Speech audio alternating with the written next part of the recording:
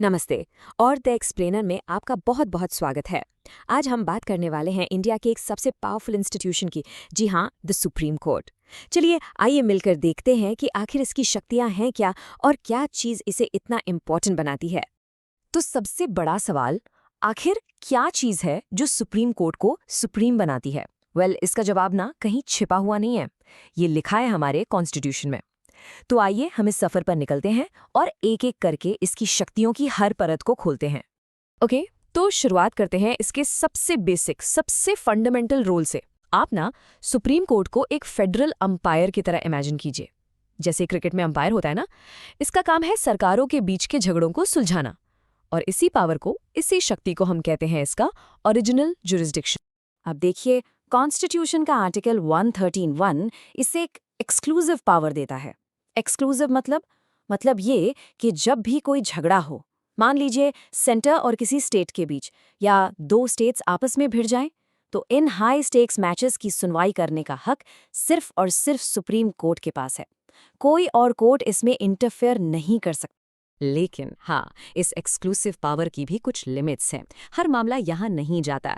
जैसे आप स्क्रीन पर देख सकते हैं, इंटर स्टेट वाटर डिस्प्यूट्स यानी नदी के पानी को लेकर झगड़े, या फिर फाइनेंस कमीशन से जुड़े मामले, ये सब इसके दायरे से बाहर हैं। आइडिया ये है कि इन स्पेसिफिक इश्यूज के लिए पहले स्पेशल बॉडीज यानी एक्सपर्ट्स इनको देखें।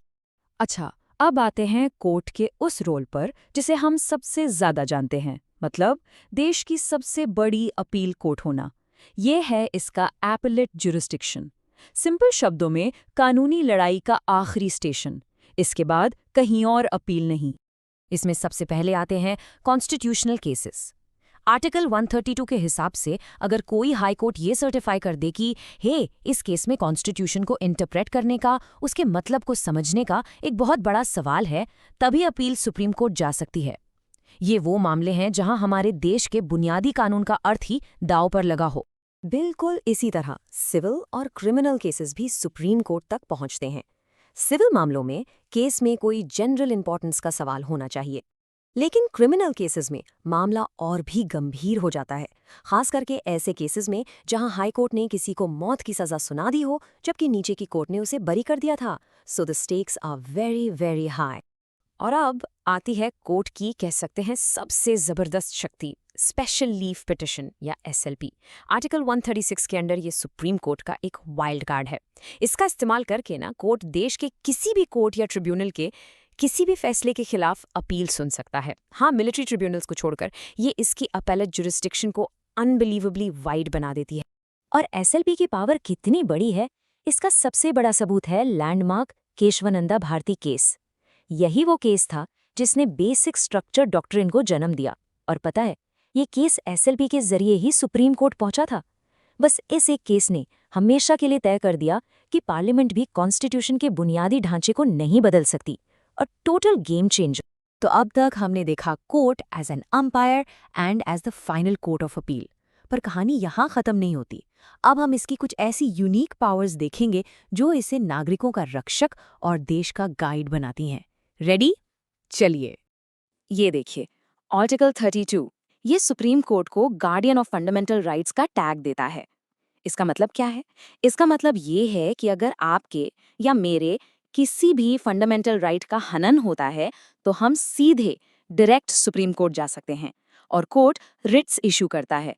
ये बेसिकली पावरफुल ऑर्डर्स होते हैं जिनके जरिए हमारे राइट्स को रीस्टोर किया जाता है। कितनी बड़ी बात है, सोचिए। यहाँ एक छोटा सा लेकिन बहुत इंपॉर्टेंट डिफरेंस है, इसे जरूर याद रखिएगा। सुप्रीम कोर्ट जो है आर्टिकल 32 के अंदर सिर्फ और सिर्फ फंडामेंटल राइट्स के लिए रिट्स जारी कर सकता है, लेकिन जो हाई कोर्ट्स हैं उनका दायरा, उनकी पावर आर्टिकल 226 के अंदर थोड़ी ज्यादा वाइड है। वो फंडामेंटल राइट्स के साथ साथ दूसरे लीगल राइट्स के लिए भी रिट्स इशू कर सकते हैं। अ की distinction. Next up is something really unique, the advisory jurisdiction. Article 143 के मुताबिक अगर प्रेसिडेंट ऑफ इंडिया को किसी कानूनी सवाल पर या किसी पब्लिक इंपॉर्टेंस के मुद्दे पर कन्फ्यूजन हो, तो वो सुप्रीम कोर्ट से उसकी ओपिनियन, उसकी सलाह मांग सकते हैं। सोचिए, ये एक तरह से देश के टॉप एग्जीक्यूटिव और टॉप जुडिशरी के बीच एक डायरेक्ट कॉन्वर्सेशन है। और इसका एक क्लासिक एग्जाम्पल हमने 1993 में अयोध्या डिस्प्यूट के टाइम देखा था, जब प्रेसिडेंट ने इस मामले पर कोर्ट की राय मांगी थी। तो ये दिखाता है कि कैसे ये एडवाइजरी पावर देश के सबसे कॉम्प्लिकेटेड इश्यूज में भी काम आ सकती है।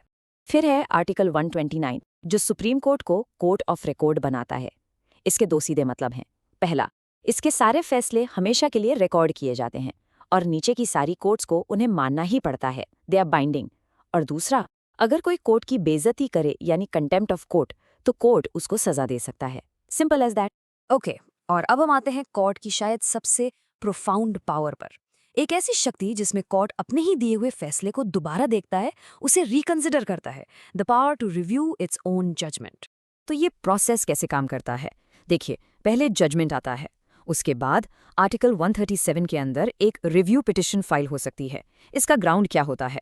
यही कि फैसले में कोई साफ गलती है या कोई नया एविडेंस सामने आया है। और अगर रिव्यू पिटिशन भी रिजेक्ट हो जाए तो एक बिल्कुल आखिरी मौका होता है, एक एक्स्ट्रा ऑर्डिनरी स्टेप जिसे कहते हैं क्यूरेटिव पिटिशन। इसका मकसद सिर्फ एक है, to prevent a miscarriage of justice. ह्यू, तो हमने सुप्रीम कोर्ट की कितनी सारी पावर्स को देखा, राइट? फेडरल अंपायर से लेकर गार्डियन ऑफ राइट्स तक। चलिए अब जल्दी से सब कुछ जोड़कर देखते हैं, a quick recap of the key takeaways. इस टेबल पर एक नज़र डालिए। ये परफेक्ट एग्जाम्पल है कि कैसे अलग अलग पावर्स ने लैंडमार्क केसेस में काम किया। देखिए, केशवानंदा भारती केस, जिसमें एसएलपी यानी आर्टिकल 136 का यूज हुआ। मिनर्वा मिल्स केस, जो आर्टिकल 32 यानी जुडिशियल रिव्यू की पावर से जुड़ा है।